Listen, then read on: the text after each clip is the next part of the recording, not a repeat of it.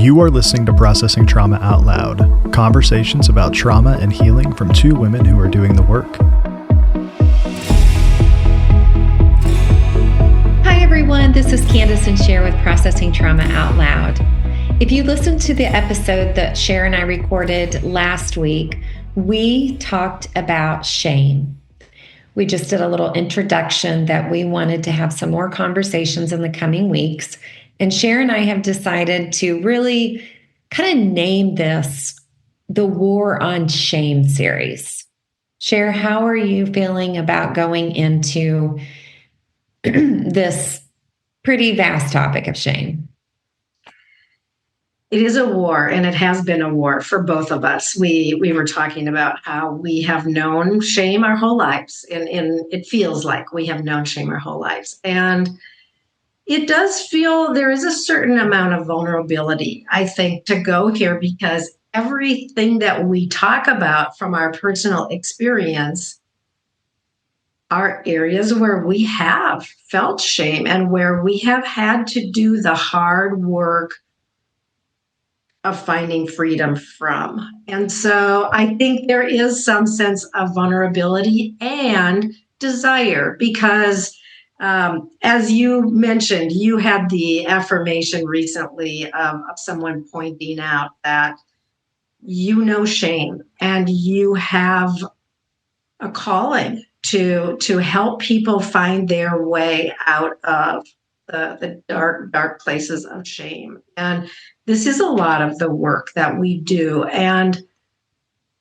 so I think I feel the desire, because that's why we're doing this. We know we have experienced shame, and we know everybody we know has had and is in their own war with shame. And so, desire to some thoughts here. Well, today we're going to look specifically at how does shame feel in our bodies. There's a lot of things that come up in our bodies, sensations, thoughts, when shame is present, and that we're aware of it. We notice it. And so I shared a quote with you from a lady that I've been listening to. She has a podcast, Dr. Amanda Hansen, and she made this statement, and it just really stopped me in my tracks for a minute because I knew it was true. And man, it was just so sad. But she said, there is nothing on this earth more objectified than a woman's body. And I was like, it's probably one of the truest things I've heard recently. And so with that quote, why do you think there's so much shame around our bodies? Which is a question for the ages, right? I think I will answer it. This is my belief. It's a matter of good and evil. And the feminine heart and soul is beautiful and reflects beauty and glory and honor and love and goodness. Not to say anything against the masculine, but the feminine body, soul, and spirit is glorious, and evil wants to take us out. And so we have systems that have been in place for eons, from the beginning of time, really, that have attempted to bring condemnation and desecration to the feminine soul and body. And here we are, all of this time later, still in the war. And I'm not sure, as a whole, when you look at society, I'm not sure we're winning, though there have been so many attempts for the feminine voice to be raised up. You and I know that in our lives and in our communities, there are beautiful things taking place, and women are breaking free, and lives are beginning to flourish. But this has been a war all down through time. Mm-hmm. Yeah. Another thing that this lady said that it's coming up for me just listening to what she just said. Like when women um, are not living in shame, okay, they're flourishing. Women cause everyone around her, everything around her, to flourish, unless obviously someone just chooses to not be around her because it's uncomfortable to be around someone, right? Yeah. Who is reflecting back to you things that feel painful to you about yourself. Right. Um, and so I love that the freer we get from shame, this can be another episode. Today we're going to focus on how shame feels in the body, but I would like to talk to how does flourishing feel in the body. Wow. Yeah. But today, I want to reiterate that there is a difference between shame and guilt. And I think it's a good thing to take note of. Whereas guilt can maybe feel like shame a little bit, but if you slow down, especially if you have someone helping you, you can discern, okay, I'm feeling guilt because I did do something that was wrong or unhealthy or bad or not good. And so that is different than shame, where it's not this, I have something concrete that I know is bringing up this feeling of guilt. Shame is more this overwhelming, overarching sense in your body that you are bad and you are wrong. And there is something fundamentally flawed about you. And it's powerful and it goes deep. And I want to emphasize that shame is an emotion. Mm-hmm. I've struggled with believing that it is an emotion. And I remember having a pretty lively conversation with my therapist years ago where she called shame an emotion. And I was emphatic, shame is not an emotion. And after going back and forth, and she said, okay, well, what is it if it's not an emotion? And I said, shame is this monster inside of me that is constantly working to devour every aspect of anything that is important or meaningful. Mm-hmm. Yeah. That's what it felt like to me. And I think that's what it feels like to us. But shame is an emotion. And I think understanding that is really helpful because emotions, we can deal with emotions. Mm-hmm. We can learn and understand and begin to make, it might be micro movement, micro changes, but over time that make a difference in the way that we see ourselves and what we believe about ourselves.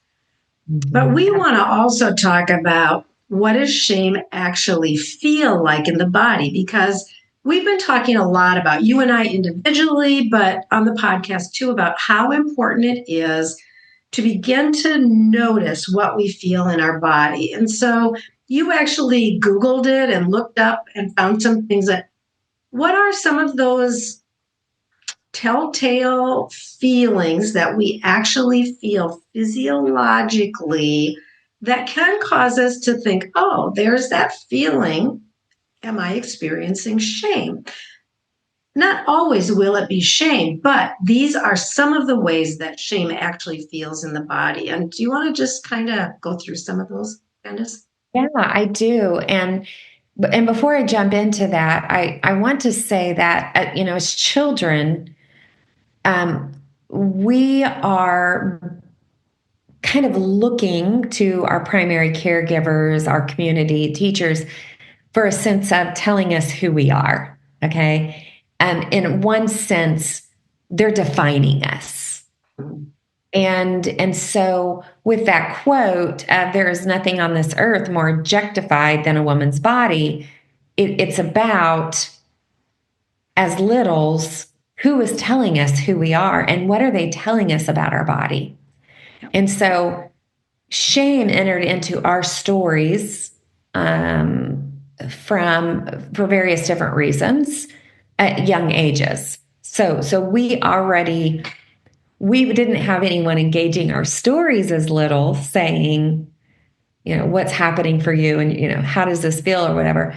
But we've taken time to really slow down and get clarity on what shame feels like in our bodies, and then working with other people, just hearing what shame feels like in their bodies. But some of the things that came up, and that I also wanted to just Google it and see what other people had said. But that so some physiological things that can happen when you are in your shame is like a tightening in your chest, like kind of almost being frozen. And truly, there's some shame, usually coupled with humiliation, that's so profound you may feel like you can't even breathe. That churning in your stomach, that can get so intense that maybe you even feel like you could throw up. And a lot of times you can feel these on your own, but if you're feeling this with others' eyes on you, it's intensified for sure. You can start to sweat, your heart can start to race. And then also, it's hard for you to look at somebody in the eyes when there's shame. And Sher, that there were times when I was in the depths of some of my deepest stories where I would put my hands up over my face. Yeah. That can still bring up quite a bit of emotion for me, because when I took my hands down, the eyes of love that were staring back at me, just being with me, seeing me, and that level of shame rewired my brain. Yeah. I love that. And I'm thinking about how, as young children, so often we hear the words, and this used to be a really common phrase, which thank goodness people typically don't use this anymore, but shame on you.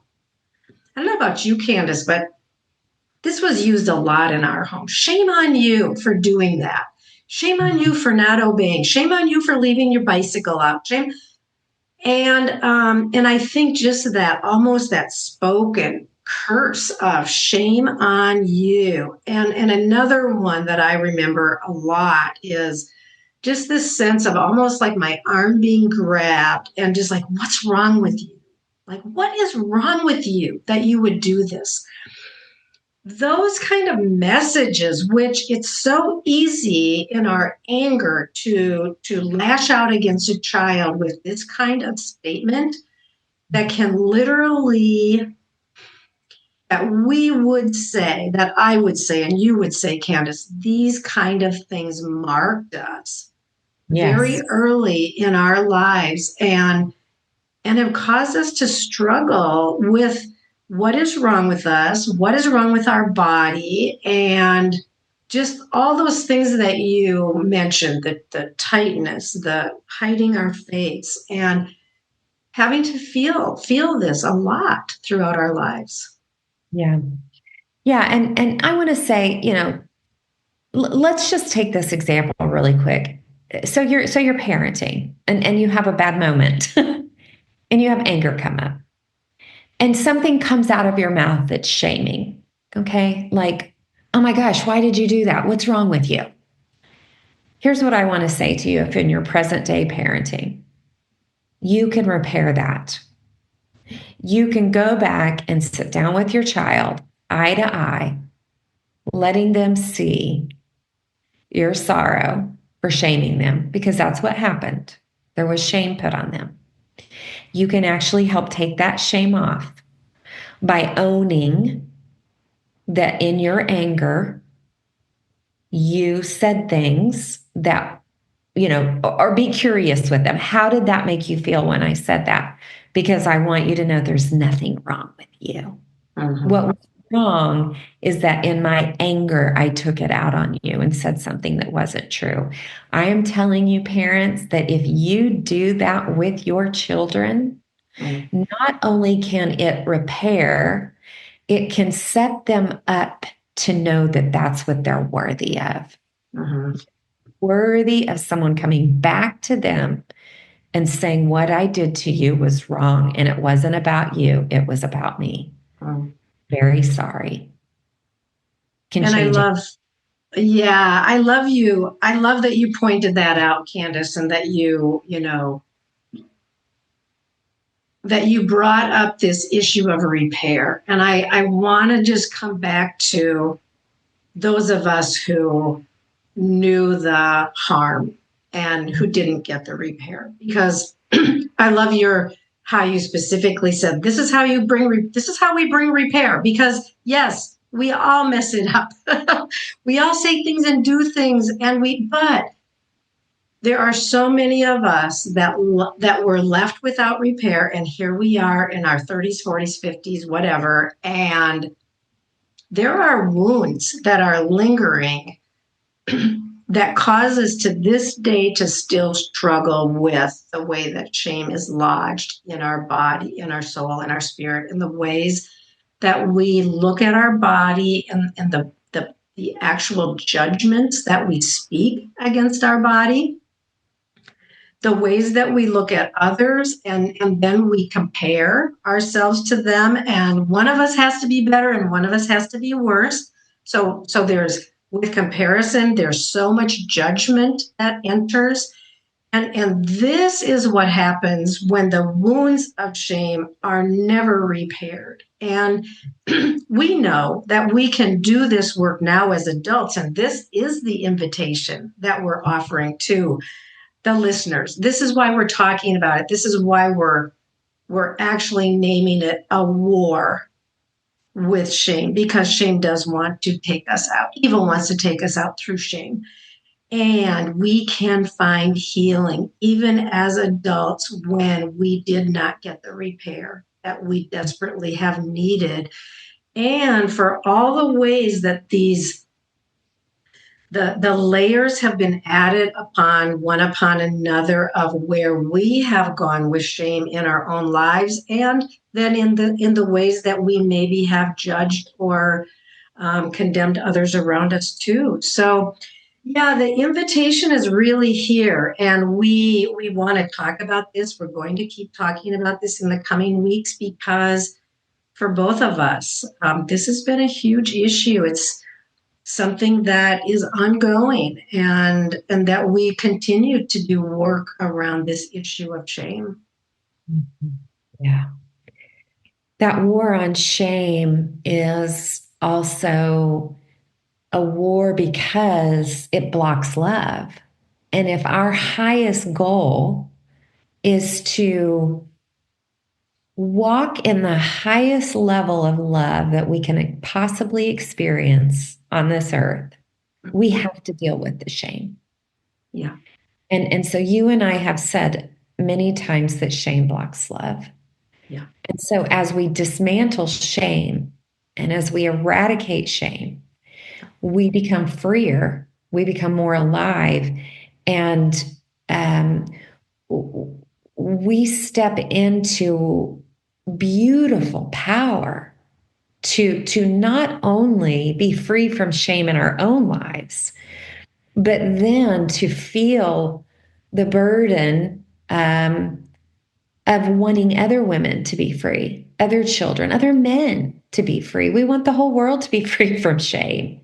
Amen, sister. If you're a believer, Jesus said that he came to destroy shame.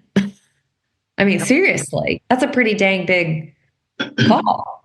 Yeah. And so we're really partnering with the heart of God to destroy shame. Yes. Yep. That's right. Yeah. Well, Kandace, I love this topic that we're talking. I love that we're talking about this topic. I love where we went with it today. And I'm looking forward to continuing on as we move more into this area in some other directions with shame as well. But thanks for what you brought today. Good, important stuff. Yeah, and I wonder, Sher, I know we're closing out, but I wonder if next week, because we kind of started this of what does shame feel like in the body. Can we talk next week about what we do once we locate shame in the body, maybe? Because we have other things that we want to talk about shame, but I want to give our listeners, well, okay, so now we know what shame feels like in the body. What next? Yeah, love it. Okay. Do it. Good to see you today. Love you. Love you too, friend.